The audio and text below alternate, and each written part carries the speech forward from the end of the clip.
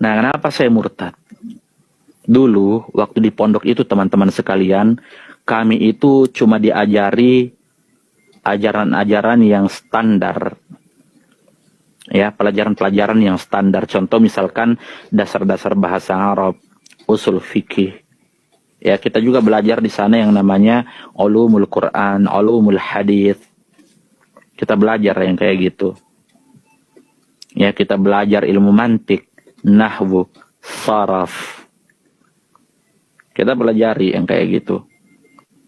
Cuman yang menjadi masalah kemudian adalah ketika di sebuah perpustakaan kita atau kami dilarang membaca kitab-kitab tertentu.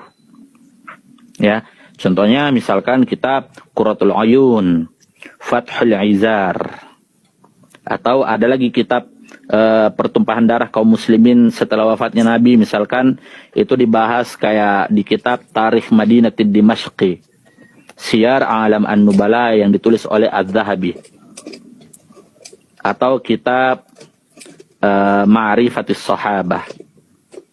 Kami belajar dulu yang kayak gitu. Cuman ya itulah, ada beberapa halaman yang kita dilarang untuk membaca, dan katanya nanti baru kalian baca ketika kalian sudah melanjutkan pendidikan yang lebih tinggi. Walhasil sempat saya dapat beasiswa untuk melanjutkan kuliah di Kairo, Al-Azhar, Universitas Al-Azhar, Kairo, Mesir. Cuman ada beberapa persyaratan yang tidak bisa saya penuhi secara administratif karena ada konflik keluarga pada saat itu. Ya nggak jadi berangkat, dan saya melanjutkan pendidikan saya di salah satu kota yang pastinya bukan di Makassar, salah satu perguruan tinggi Islam. Saya Fakultas Usuluddin, jurusan ilmu hadis. Sampai sekarang saya masih kuliah dan sekarang sudah semester akhir. Ya, saya nggak perlu sebutkan di mana kotanya dan apa kampusnya. Yang pasti saya sekarang Fakultas Usuluddin, saya lagi skripsi sekarang. Gitu teman-teman ya. Oke, next, saya lanjut. Awal mula kecurigaan saya itu tentang mau membaca beberapa kitab yang dulunya saya nggak boleh baca. Ya, misalkan ada juga kitab yang boleh kita baca, tapi pada bab tertentu nggak boleh kita baca. Contoh misalkan kitab Sahih Muslim atau kitab Sahih Al-Bukhari. Kami diajarkan di pondok, tapi pada bab tertentu kami tidak boleh membaca atau tidak boleh diajarkan itu.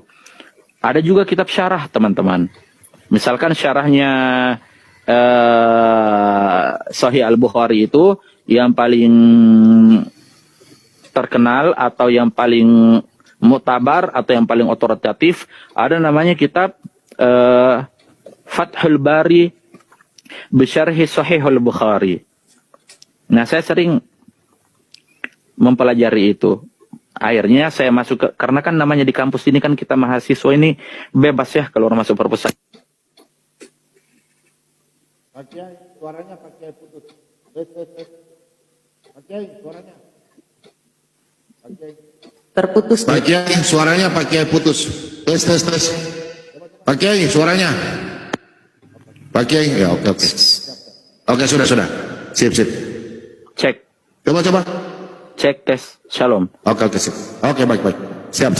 Oke lagi. Nah, begitu teman-teman. Jadi, karena namanya kita di kampus ini, namanya mahasiswa itu bebas keluar masuk perpustakaan, kita baca apa yang kita mau baca, karena fakultas saya adalah Fakultas Usuluddin, dan saya bergelut di bidang ilmu hadis. Saya membaca tentunya kitab-kitab hadis, dan ada banyak. Jadi kitab-kitab hadis yang saya baca itu kitab yang gundul, bukan yang gondrong. Bukan kitab terjemahan, teman-teman. Jadi saya nggak bisa ditipu kalau pakai terjemahan. Dan memang saya anti membaca terjemahan. Karena kalau kita berbicara terjemahan, kita banyak ditipu. Termasuk orang-orang Depak juga nggak becus dalam menerjemahkan Al-Quran. Makanya saya anti, betul itu kalau bicara terjemahan. Jadi saya buka kitab-kitab aslinya, dan ternyata ada banyak riwayat yang saya temukan yang mengindikasikan bahwa, tapi saya belum mengklaim ya, saya bilang waktu itu, jangan-jangan apa yang saya yakini ini tidak benar. Ya, saya memulai sebuah riset pada saat itu, tentunya berdasarkan disiplin ilmu yang saya pelajari. Misalkan ketika saya meneliti sanad hadis itu, ada yang namanya ilmu jarah wa ta'dil. Ya. Ternyata jarah wa ta'dil juga itu punya banyak kelemahan, ilmu jarah wa ta'dil itu. Karena kualitas perawi hadis itu bisa ditetapkan sebagai perawi yang sikoh atau tidak sikoh, yang adil atau tidak adil, kadang-kadang bukan dinilai secara objektif, tapi berdasarkan tendensi. Kadang beda mazhab dikit, langsung ini tidak sikoh ini perawinya, ini nggak bisa dipercaya, ini batil. Kadang-kadang kayak gitu, teman-teman. Disitulah saya kembangkan penelitian saya. Akhirnya saya keluar dari beberapa metodologi yang selama ini saya anggap sebagai sebuah doktrin seperti ilmu jarh wa ta'dil. Saya menggunakan metodologi penelitian barat untuk melacak sejarah. Ada yang namanya historiografi.